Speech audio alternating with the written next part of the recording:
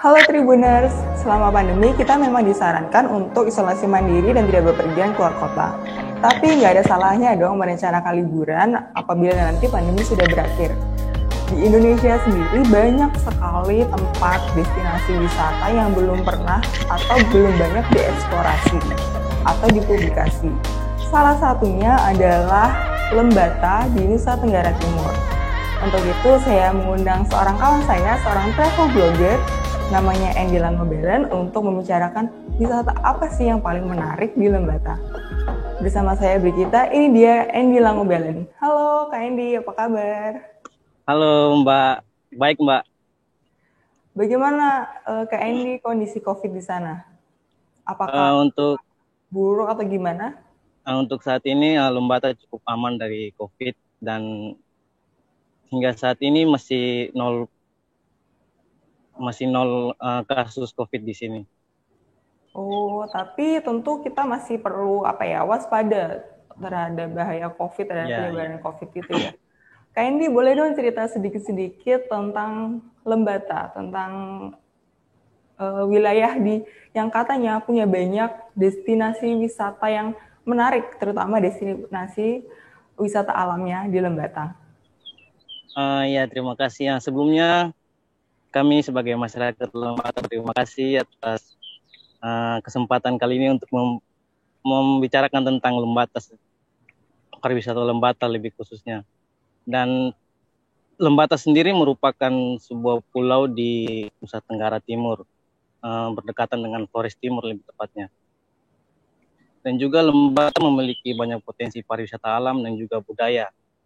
Di Lembata sendiri ada berbagai macam pariwisata alam seperti ada gunung, bukit, dan juga pantai yang begitu masih asri.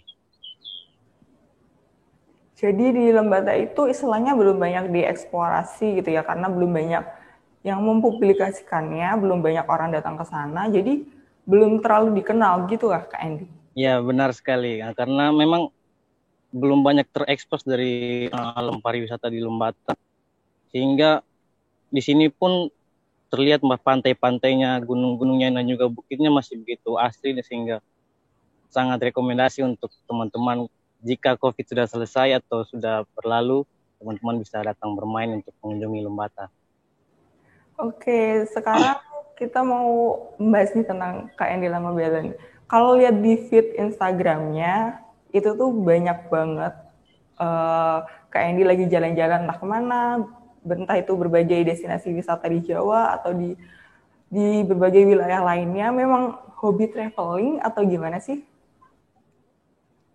Memang saya mulai hobi traveling ini sejak 2015 ya. Itu semenjak waktu mengikuti teman-teman melakukan pendakian di salah satu gunung di Jawa Tengah. Nah, dari situ saya mulai tertarik untuk melakukan kegiatan traveling hingga saat ini. Dan juga saya melakukan uh, menulis tentang kegiatan perjalanan saya dan menulisnya di blog. Dan juga salah satu tempat favorit saya yaitu tempat saya sendiri yakni Lembata. Sejauh ini sudah berapa banyak yang dieksplorasi dari kampung halaman sendiri dari Lembata? Untuk eksplorasi sini saya rasa belum semua ya karena memang uh, akomodasinya masih kurang di sini. Kayak kita tentu tahu bahwa di sini seperti jalan transportasi seperti itu masih kurang di sini. Sehingga saya pergi ke tempat-tempat yang sekiranya masih bisa untuk dikunjungi atau masih bisa dicapai dengan transportasi kendaraan roda 2 maupun roda 4. Contoh nih destinasi yang menarik di Lembata. Contoh kita mulai dari wisata alamnya, pasti banyak banget dong pantai, gunung dan tempat-tempat lainnya. Yang contoh yang paling menarik dan paling direkomendasikan untuk dikunjungi itu apa? Untuk yang paling menarik saya susah ya untuk menyebutnya yang paling menarik. Soalnya hampir seluruhnya menarik seperti itu. Mulai dari pantai kita bisa lihat ada Pulau Siput. Nah, Pulau Siput itu sebuah pantai yang berada di tengah laut seperti pasir, gundukan pasir yang berada di tengah laut.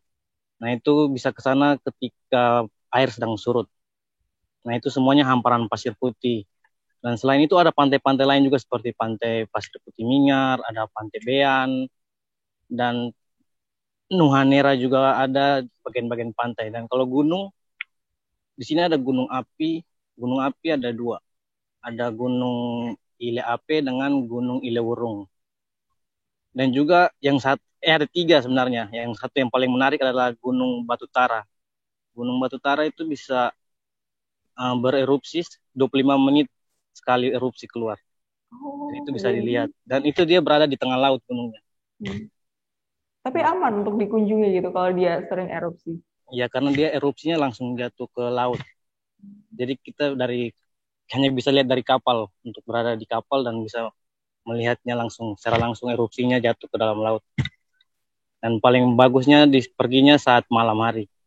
Dan juga di sini ada bukit-bukit seperti Bukit Cinta, ada Bukit Literasi, ada Bukit Susu. Itu semuanya dengan hamparan sabana yang begitu luas sehingga bagus untuk dikunjungi di sana. Termasuk juga banyak spot-spot yang instagramable gitu buat para traveler yang suka mengunggahnya di media sosial gitu ya. Ya itu tentunya. Oke, Dan juga di sini tidak kalah juga sih ada wisata budaya atau wisata adat seperti itu, ritual adat. Seperti ada pesta kacang, terus ada apa lagi ya? Ada menawa. Menawa itu seperti ritual untuk membebaskan diri dari kesalahan di masa lalu. Nah itu bisa diikuti oleh setiap pengunjung. Ritual-ritual adat. Dikit nih kan ada orang yang lebih suka wisata alam, tapi ada juga orang yang lebih tertarik ke wisata budaya atau bahkan wisata kuliner. Boleh diceritakan nggak tentang wisata budaya itu seperti tadi ritual yang baru saja disebutkan di. Nah, ritual saya berikan contoh ritual pesta kacang. Nah, ritual pesta kacang itu ritual yang diadakan atau dibuat oleh orang-orang di Kecamatan Ilape, tepatnya di kaki Gunung Ilape. Nah, itu ritual untuk seperti memberi makan leluhur. Nah, jenis itu. Nah, itu berlangsungnya bisa sampai 1 minggu. Mulai dari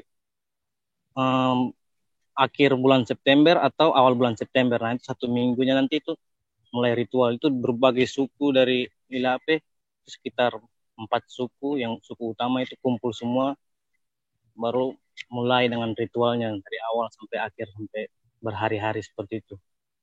Dan juga tradisi berburu paus, pasti Mbak tahu kan, Bu, tradisi berburu paus. Paling terkenal di sana ya, ada tradisi perburuan paus. Itu tentu sudah mendunia dan itu juga masih berlangsung hingga sekarang. Dan semuanya. Kenapa sih perburuan paus itu? Bagaimana, Mbak? Sebenarnya seperti apa sih perburuan paus itu? Itu apakah sebuah ritual dengan tujuan apa dan diikuti oleh siapa? Ya, jadi itu sebenarnya sebuah tradisi, ya seperti menangkap ikan seperti pada umumnya. Jadi itu tradisi dari nenek moyang dahulu untuk mencari makan, dan semuanya menggunakan tradisional, semua alat-alat tradisional, semua perahu dan segala macam, tanpa menggunakan mesin-mesin yang modern. Dan sebelum melakukan perburuan pun ada upacara adatnya, ada juga karena di sini agama sudah membawa dengan upacara adat, sehingga sebelum itu juga ada melakukan misa beragama Katolik. Dan selanjutnya wisata kuliner ya. Oh ya, wisata kuliner juga belum dibahas. Wisata kuliner apa yang menarik di sana? Di sini tentunya karena banyak lokasi yang berada di pesisir ya, pesisir pantai. Sehingga banyak sekali wisata kuliner yang berbau makanan-makanan laut seperti ikan, pokoknya jenis-jenis hewan laut lah. Nah itu ada yang di pasar kuliner di saya lupa, di Pantai Bean juga ada pasar kuliner, di Pondok olah take, namanya Pondok Olah Take. Nah, Pondok Olah Take ini menarik karena itu gebrakan dari pemuda desanya sendiri.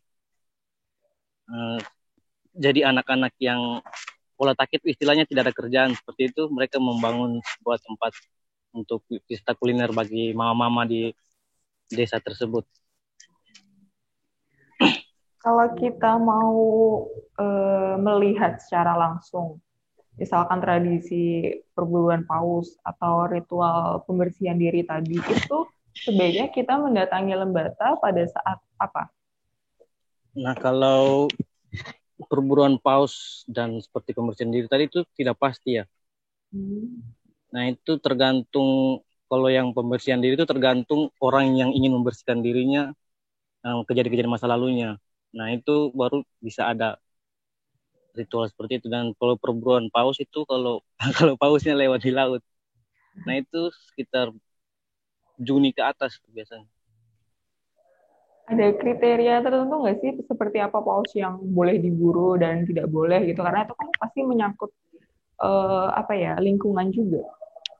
Iya benar, memang itu banyak sekali yang menjadi kontroversi ya tentang perburuan paus di Lama Lera sendiri.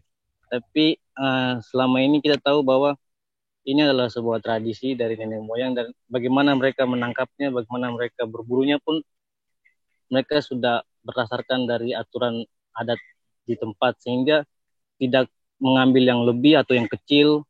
Nah itu dibiarkan, tidak tidak semena-mena untuk mengambil atau memburu paus tersebut. Jadi memang sudah ada apa ya, semacam aturan norma gitu ya dari Iya, masyarakat sehingga adat. tidak menjadi punah begitu maksudnya. Nah, salah Karena satu hampir setiap tahun pasti ada terus. salah satu hal yang pasti kita pikirkan ketika kita berkunjung ke tempat lain, ke destinasi wisata tertentu, pasti ada apa ya istilahnya, adat istiadat atau norma-norma kedaerahan, keadatan yang harus kita patuhi. Di Lembata ada nggak sih semacam aturan-aturan semacam itu? Nah itu pasti setiap tempat pasti ada ya hal seperti itu. Maksudnya kita bagaimana menghormati atau menghargai tempat-tempat yang kita kunjungi ya. Untuk tidak hanya di Lembata, setiap tempat pasti ada seperti itu. Sehingga mungkin alangkah baiknya kalau kita berkunjung ke tempat-tempat wisata di Lembata, mungkin kita bisa bertanya terlebih dahulu kepada masyarakat setempat apa yang tidak boleh kita lakukan di sini atau menjadi pantangan di sini. Nah, kalau selama ini yang saya tahu, kita tidak boleh seperti memetik daun, ada hal seperti memetik daun atau merusak dan menebang pohon sembarangan seperti itu. Kalau misalkan naik gunung jangan berisik seperti itu. Karena memang kan ada yang menjaga, tanda kutip ada yang menjaga gunung itu sendiri. Kita mengandaikan rencana perjalanan ke Lembata nih sebagai gambaran gitu bagi orang umum, bagaimana cara mencapai Pulau Lembata. Awalnya misalkan dari yang terdekat, misalkan dari Surabaya. Pertama kita harus naik apa, budgetnya berapa? Untuk Lembata sendiri, kalau misalkan dari Pulau Jawa memang paling murah dari Surabaya ya. Ya. Yang selama ini saya tahu dari paling murah dari Surabaya, karena harga tiket, misalkan harga tiket pesawat itu sekitar 600-an sampai 1 jutaan. Nah kan harga tiket kan berubah-ubah kan ya. Iya dari Surabaya. Menuju? Itu pertama menuju Kupang. Menuju Kupang. Karena dari luar NTT pesawat menuju ke Lembata tidak ada, hanya dari Kupang ke Lembata. Jadi kita harus transit dulu ke Kupang beberapa hari dan pesan pesawat berikutnya untuk menuju ke Lembata. Nah kalau dari Kupang itu kita bisa menggunakan kapal feri ataupun pesawat. Nah pesawat pun tidak setiap hari ada ya. Jadi kalau feri pun tidak setiap hari ada, itu setiap minggu bisa sekali. Jadi kita bisa memperkirakan bagaimana kita naik pesawat dari Surabaya untuk sampai di Kupang dengan melihat jarak waktu untuk naik pesawat atau naik kapal feri seperti itu. Nah kalau naik kapal feri itu harganya sekitar 100-an, 105.000 atau 115.000. Nah kalau naik pesawat tuh ratusan, tapi saya agak lupa ya harga terakhir pesawat berapa ya. Terakhir yang saya naik itu 400-an. Oke, setelah dari Kupang kita bisa menggunakan pesawat atau menggunakan kapal feri itu Menuju langsung ke Lembata. langsung ke Lembata gitu. Ya, kalau naik ferry itu sekitar 1 malam. Oh, lumayan cukup jauh berarti. Jauh ya. Oke, itu mungkin bisa jadi pertimbangan kalau kita mau merencanakan liburan ke Lembata. Lalu mengenai akomodasi di Lembata sendiri itu apakah mudah? Apakah misalkan banyak ada angkutan umum yang menuju ke daerah-daerah wisata? Itu bagaimana? Ya untuk angkutan umum sendiri itu setiap jalurnya ada masing-masing kendaraan, ada seperti bis atau truk. Ada truk kayu di sini, kendaraan yang sangat NTT seperti itu yang bisa dikatakan, ya, truk kayu, truk yang dimodifikasi menjadi angkutan umum seperti itu. Nah itu ada untuk ke berbagai tempat-tempat. Jadi dia macam keliling ke salah satu arah mata angin, karena tuh nanti dia keliling ke berbagai desa-desa di situ. Lalu akomodasi lain seperti penginapan itu apakah mudah dicari? Nah kalau penginapan sendiri itu kita tidak bisa pesan lewat seperti aplikasi-aplikasi tertentu yang sudah modern seperti ini ya. Di Lembata sendiri harus langsung bayar cash seperti itu, jadi langsung ke penginapan. Nah itu ada beberapa hotel di Lembata sendiri, terlebih di kota Leoleba. Kalau di bagian-bagian tempat wisatanya sendiri itu lebih ke homestay gitu. Jadi paling banyak itu di Di Lewoleba. kota Leolebanya. Lalu kemarin Tribuners KND sudah membuat semacam Q&A dan saya akan membacakan beberapa pertanyaan tentang wisata di Lembata ini. Yang pertama tentu yang paling ditanyakan adalah tentang budget. Berapa sih budget kira-kira kalau kita mau berkunjung ke berkunjung ke destinasi wisata di Lembata? Budget paling murah berapa ya? Kiraan ya, misalkan kita mungkin 4 hari atau 5 hari di sana, bisa diperkirakan nggak? Bisa sih. Cuma kita tergantung ini maunya kemana ya, maksudnya Oh iya, pasti. kan tempat-tempat wisata Beberapa sini kan tempat. berjauh-jauhan seperti itu, dan harga untuk sana pun beda-beda ya. Nah mungkin sekitar 3 sampai 5 juta. Itu paling banyak memakan budget itu di akomodasi ya. Iya, lebih kebanyakan ke akomodasi. Oh iya, untuk wisata-wisata di sini pun tidak ada, hampir kebanyakan tidak ada warung-warung di sekitar tempat wisata, seperti warung-warung makan seperti itu, restoran. Jadi karena memang masih benar-benar asri ya, jadi masuk pun ada yang tidak ada retribusinya, jadi kayak sudah anggap pantai sendiri seperti itu. Katanya Nah kalau jadi masuk tempat destinasi wisata di sana itu nggak perlu bayar ya, seperti kalau kita di Jawa tuh kan masuk kemana harus bayar, masuk kemana harus bayar lagi. ya karena di sini ya itu masih terbilang asri begitu, dan memang belum dikelola secara resmi oleh pemerintah seperti itu, maksudnya untuk retribusinya segala macam. Oke, lalu pertanyaan kedua adalah KND lebih pilih wisata gunung atau pantai di Lembata? Wah, ini berat. Ini pertanyaan yang cukup berat. Sama-sama menarik Jadi ya. mau pilih mau mau pilih gunung atau pantai, mungkin tergantung ingin menikmati yang mana ya. Kalau gunung ya mungkin paling di saat-saat momen-momen tertentu seperti hari-hari besar gitu, seperti ada 17-an atau mungkin tahun baru. Nah kalau pantai kan hampir di setiap tempat sini kan pantainya banyak, aktivitas seperti hanya bermain saya gitu, pantai tidak tidak liburan seperti itu.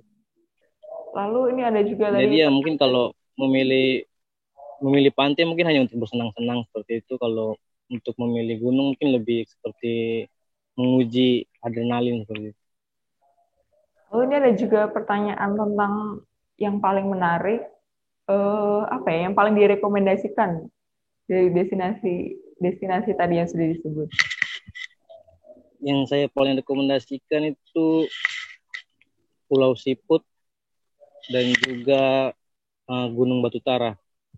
Karena itu kan pasti dapat pulaunya dan pasti lihat erupsi dari gunung itu. Kalau misalkan seperti perburuan paus, seperti yang tadi, seperti wisata yang tradisi budaya, nah itu kan tidak pasti seperti itu. Jadi kita datang ke sini belum tentu itu ada.